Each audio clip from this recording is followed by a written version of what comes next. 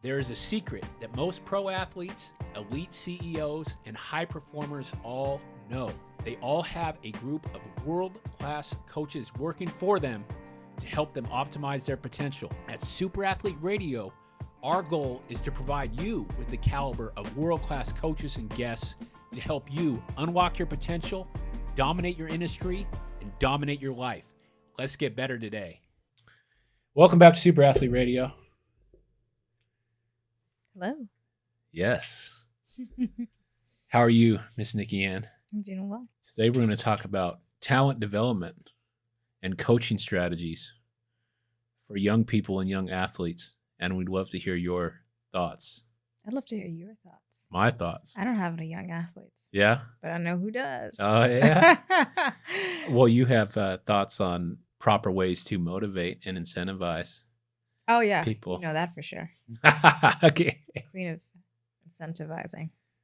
Get the objective. Queen of incentives. Yeah. Okay. You get it done. So my son had an AAU basketball game over the weekend, and he's on a new team, and he had a game where he did really well. He was really excited.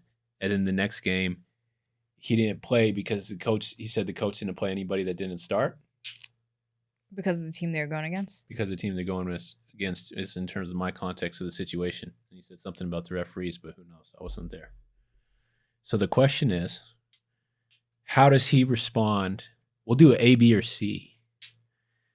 How does he respond to this situation? A, take it in stride, do what he has been doing. B, turn it up a notch. My question would be, why is your notch not already turned? And go harder. Or C, select whose spot that you're going to take to get that starter position. So if this happens again, you're in the whole game, and ruthlessly harass and conquer that person until they crumble and the coach notices and gives you the starting spot. How would you like to have a $1.5 million coaching team working for you?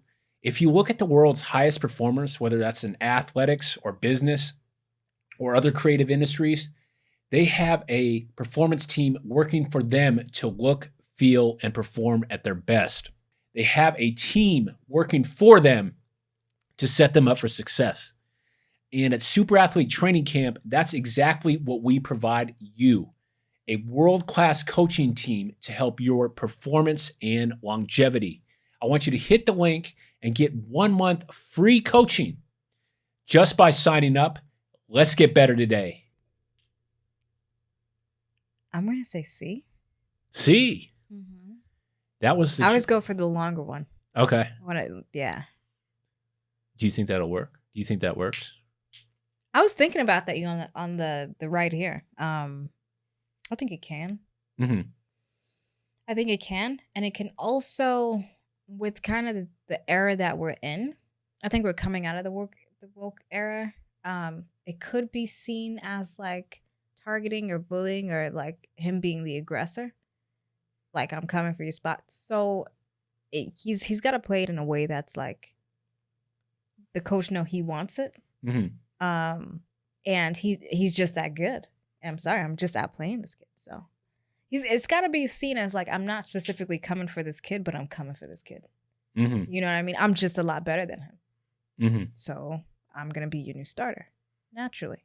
I'd make it into the coach's decision to do that. So the C strategy is how Kobe Bryant kind of attacked every day. Yeah. So when he got drafted, he saw who had the starting guard position, and then he would relentlessly follow that person around and dog him in practice, and challenge him to one-on-one before practice, and challenge him to one-on-one after practice.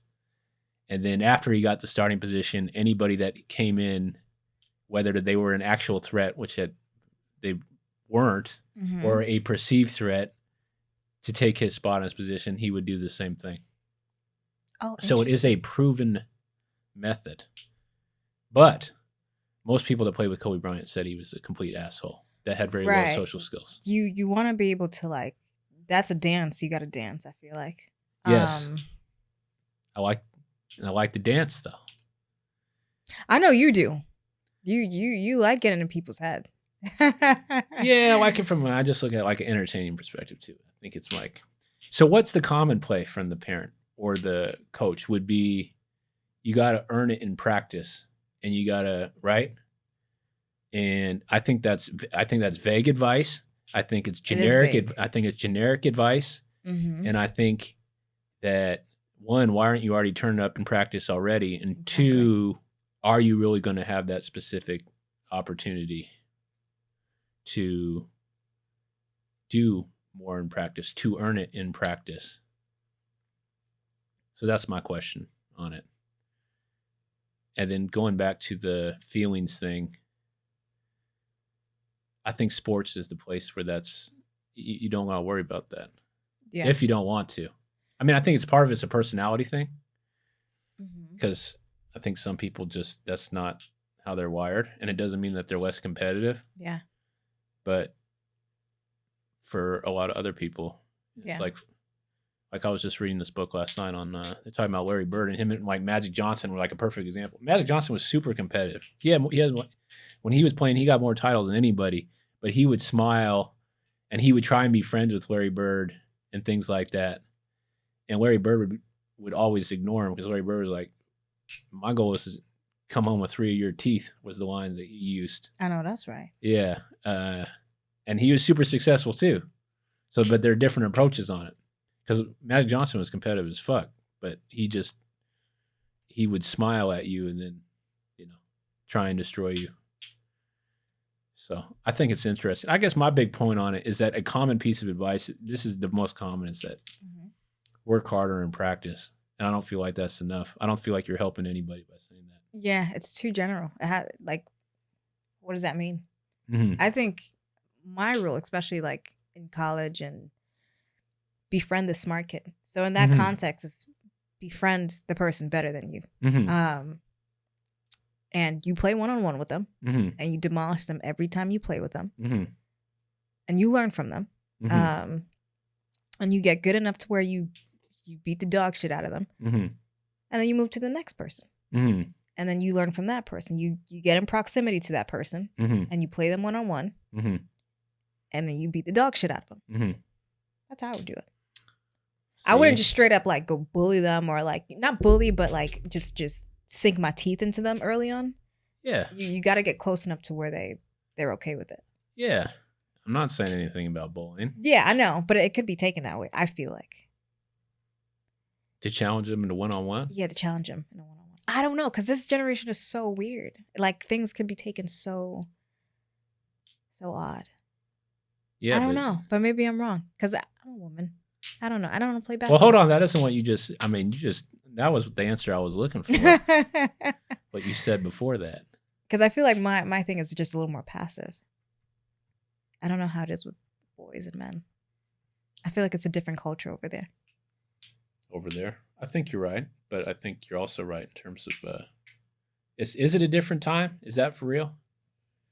Or is that just the last generation saying about this generation? Like last generation has always said about the next generation. Or are people more sensitive? I think it truly is a different generation. I don't know. What do you think? Do you think that's just a story? I think now when people get butt hurt, they have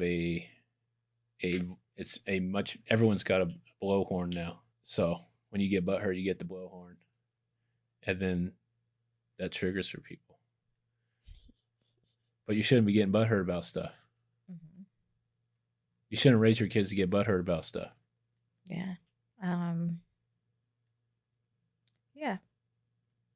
What, like, so if they do get butt hurt or offended, what's in, because every parent is different, but what's your typical like parenting in regards to that? If your child does? Yeah. What would your mom say? She would laugh me out the room. She would laugh me out the room. Okay. She would probably say what they eat don't make you shit, or something weird and Caribbean like that. Listen to me and you'll be rich. Yes. Yeah. Yes. I mean, she's the wrong person to go to, because she's the one who tells you pick up a bottle. Use anything you got. So Use anything you got. I wouldn't go to her if I'm offended. I would communicate things in a way where you shouldn't get. Help them put things in perspective. Yes. Okay. I like that. Tell me more about his games and, what because seeing it from a coach's perspective, you have 2 kids on your team and one is like gonna be super dogmatic to try to get his spot, and I like that. But how does that look to you, like, coach wise? I would encourage competition. I like that.